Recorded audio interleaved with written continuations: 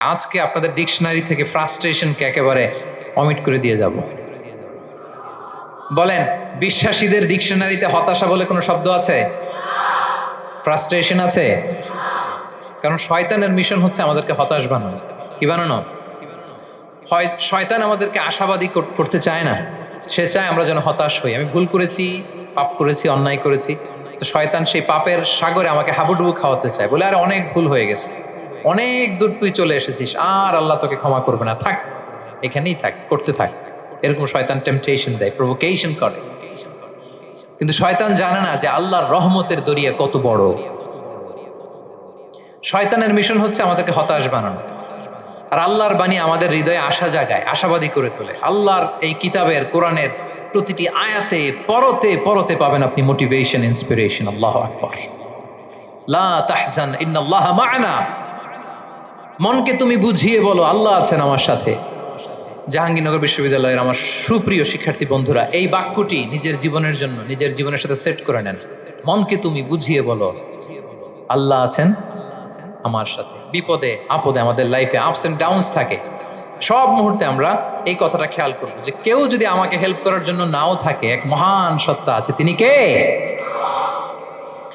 আল্লাহ রাসূল সাল্লাল্লাহু আলাইহি ওয়াসাল্লাম আবু বকর রাদিয়াল্লাহু তাআলা আনহু গারে সাউরে হিজরতের রাতে লুকিয়ে আছেন। কুরাইশরা খুঁজতেছে, আবু বকর রাদিয়াল্লাহু তাআলা আনহু তটস্থ, না জানি ধরা পড়ে যায়। তিনি বলছেন, কুরাইশরা আমাদের এত পাশ দিয়ে যাচ্ছে, একটু মাথা নিচু করলে দেখে ফেলবে আমাদের। রাসূল সাল্লাল্লাহু আলাইহি ওয়াসাল্লাম বললেন যে ভয় পেও না। আবু বকর, তুমি কি ভেবেছো আমরা এখানে গুহাতে দুইজন? না না, এই গুহায় আমরা দুজন নই, আমাদের সাথে একজন মহান সত্তা আছে। তিনি কে? আমরা তিনজন এখানে। লা তাহজান ইন্নাল্লাহ মা'ানা। ভয় পেও না, হতাশ হয়ো না, নিশ্চয় আল্লাহ আমাদের সাথে আছেন। আল্লাহ তাআলা সরাসরি কথাটাকে কোরআনে কোট করেছেন যে লা তাহজান ইন্নাল্লাহ মা'ানা। তাহলে সুপ্রিয় বন্ধুরা, এই বাক্যটা আমাদের খেয়াল রাখতে হবে, যাদের মধ্যে ফ্রাস্ট্রেশন কাজ করে, যে মনকে তুমি বুঝিয়ে বলো কে আছেন আমার সাথে? আল্লাহ আছেন আমার সাথে। এরকম কোরআনের পরতে পরতে অনেক আয়াত পাবেন। লা তাইয়াসু মির রাউহিল্লাহ ইন্নাহু লা ইয়াইয়াসু মির রাউহিল্লাহি ইল্লাল কওমুল কাফিরুন। আল্লাহর রহম থেকে নিরাশ হয়ো না। কাফিররা ছাড়া কেউ আল্লাহর রহম থেকে নিরাশ হয়? আমি আপনি আমাদের জীবনে কত ভুল করেছি, কত অন্যায় করেছি, কতটাই বা পাপ করেছি। মনে রাখবেন, আমাদের পাপ যত বড় হোক, আল্লাহর রহমতের দরিয়া তার চাইতেও বড়। ইন্না মা'আল উসরি ইউসরা ফাইন্না মা'আল উসরি ইউসরা, and verily with every hardship there is an ease. প্রত্যেক কষ্টের পরেই থাকে স্বস্তি। এই বাক্যগুলো কি আপনাকে মোটিভেশন দেয় না? এই কথাগুলো কি আপনাকে চাঙ্গা করে না? আপনার জীবনে ইন্সপিরেশন হয়ে আসে না এই কথাগুলো? ওয়ালা তাহিনু ওয়ালা তাহজানু ওয়া আনতুমুল আ'লাউনা ইন কুনতুম মুমিনিন। চিন্তা করো না, হতাশ হয়ো না, তোমাদেরই বিজয় হবে যদি তোমরা মুমিন হও। আল্লাহু আকবার। তাহলে আপস এন্ড ডাউনস থাকবে, এবং মুমিন জীবনে তো হতাশা থাকবেই না। কারণ আমার জীবনে যদি কোনো কষ্টের ঘটনা ঘটে, এটার জন্য আমি রিওয়ার্ড পাবো। আমি যদি অসুস্থ হই, আমার প্রত্যেক অসুস্থতার কারণে আমার পাপ মোচন হয়। সুবহানাল্লাহ পড়েন। আপনার জ্বর হয়েছে, এই জ্বরের কারণে আল্লাহ আপনার গুনাহ মাফ করবেন। আপনি ব্যথা পেয়েছেন, অসুস্থ হয়েছেন, আল্লাহ তাআলা গুনাহ মাফ করে দিবে। তাহলে হতাশার কোনো সুযোগ আছে বলেন? মুমিন জীবনে হতাশার কোনো সুযোগ নেই। রাসূল সাল্লাল্লাহু আলাইহি ওয়াসাল্লাম বলেন, মা ইউসিবুল মুসলিমা মিন নাসাব ওয়ালা ওয়াসাব ওয়ালা হাম্মিন ওয়ালা হুজনিন ওয়ালা আযান ওয়ালা গাম্মিন হাত্তা শাওকাতি ইউশাকুহা ইল্লা কাফারাল্লাহু বিহা মিন খাতায়া। মুমিন জীবনে যত ব্যথা, কষ্ট, দুঃখ, এমনকি ফল পাড়তে যে গাছের কাটার খোঁচা যদি খান, রাসূল সাল্লাল্লাহু আলাইহি ওয়াসাল্লাম বলেন ওই খোঁচার ব্যথার কারণে আল্লাহ তোমার গুনাহ মাফ করে দেয়। কেউ অসুস্থ হয়ে রাসূল সাল্লাল্লাহু আলাইহি ওয়াসাল্লামের কাছে আসলে রাসূল সাল্লাল্লাহু আলাইহি ওয়াসাল্লাম কি বলতেন জানেন? কেউ জানেন? লা বাস আলাইক তুহুরুন ইনশাআল্লাহ।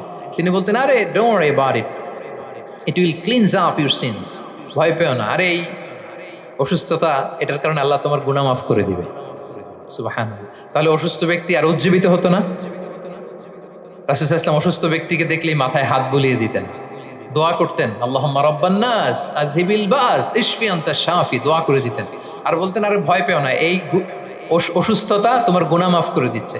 তাহলে অসুস্থতার মধ্যেও তারা উজ্জীবিত হতো। আমরা মানুষকে আশাবাদী করব, ভয় দেখাবো না। অসুস্থ মানুষকে ভিজিট করতে গেলে আপনারা কি করেন? ভয় দেখান নাকি?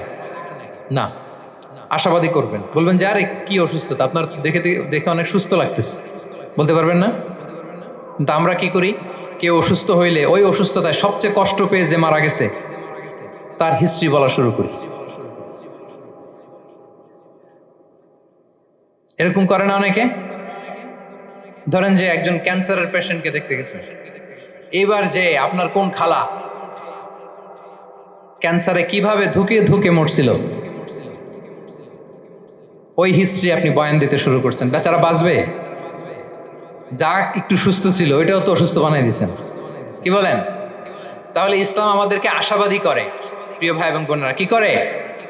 আশাবাদী করে। আমরা যদি আমাদের কোনো প্রিয়জনকে হারাই, আমরা আশাবাদী হয়েই হারাই, কারণ তাকে আমি চিরকালের জন্য হারাচ্ছি না। আপনি আপনার আব্বাকে হারাচ্ছেন তো কি হয়েছে? বাপ হারায় তো কাঁদবে নাস্তিক, কি বলেন? নাস্তিকদের তো মরার পরে নাকি আর কিছু নাই। হ্যাঁ, দেখবেন আপনাদের সামনে সামনে অনেক কিছু বলে যে কিছু নাই, যা দেখি না বিশ্বাস করি না। একা একা যখন মৃত্যুর পরে কি হবে চিন্তা করে ওর দম বন্ধ হয়ে আসে। ইসলাম মানুষকে আশাবাদী করে। দেখেন আমরা কত দূর দেখি, কত দূর ভাবি। আমার দাদা মারা গেছে, এটা আমার কোনো টেনশনেরই কারণ না, কারণ আমি সবসময় ভাবি আমার দাদাকে আমি ওপারে যেয়ে পাবো। আমার আব্বাকে আমি হারিয়েছি তো ওপারে পাবো। আমার বন্ধুকে আমি হারিয়েছি, কাছের বন্ধুটা যে আমার জন্য খুব ইন্সপিরেশন ছিল, সাময়িক বিচ্ছেদ এটা আমাদের জন্য, কারণ আমরা ওই জগতে বিশ্বাস করি। আল্লাহু আকবার। তাহলে হতাশা আমাদের ডিকশনারিতে আজকে থেকে রাখা যাবে। ইসলামিক লাইফস্টাইল যদি মেনটেন করতে চান, you have to be optimistic. Clear কথাটা? আচ্ছা, এরপরে গ্রেটফুলনেস, 6 নাম্বার। গ্রেটফুলনেস, আপনাকে কৃতজ্ঞ হইতে হবে, শুকরগুজার হইতে হবে। আমরা অনেকে কমপ্লেইন করি খুব বেশি, না এটা ভুল। সম্মানিত সুধীমণ্ডলী, be grateful with what you have. যা আছে এটা নিয়ে শুকরগুজার হন, আপনার জীবনটাকে আল্লাহ সুন্দর করবে। তাহলে কমপ্লেইন করব না, আমরা শুকরগুজার হব। রাসূল সাল্লাল্লাহু আলাইহি ওয়াসাল্লাম বলেছেন, তোমার চেয়ে যে খারাপ অবস্থানে আছে তার দিকে তাকাও, যে ভালো আছে তার দিকে তাকিও না। হ্যাঁ, যে ভালো আছে তার মতো আপনি হওয়ার চেষ্টা করবেন। আপনার গোল থাকবে। I am not talking about the goals and plans, your plan and goal should be bigger and bigger. But আপনি ও খুব ধনী, ও খুব ভালো আছে এটা দেখে কষ্ট পাবেন না, কারণ আপনি খেয়াল করেন যে আপনার চেয়ে অনেক খারাপ অবস্থানে আছে অনেকে, ওর দিকে তাকালে দেখবেন যে আপনার আর খারাপ লাগতেছে না। শেখ সাদি রাহিমাহুল্লাহ, বিখ্যাত কবি, নাম শুনেছেন না? ওনার একবার পায়ে দেওয়ার মতো জুতা ছিল না। কি ছিল না? সবাই বলুন, কি ছিল না? জুতা। তো উনি একবার রাস্তা দিয়ে হাঁটতেছেন, হঠাৎ দেখেন এক লোকের 2টা পাই নাই। কি নাই?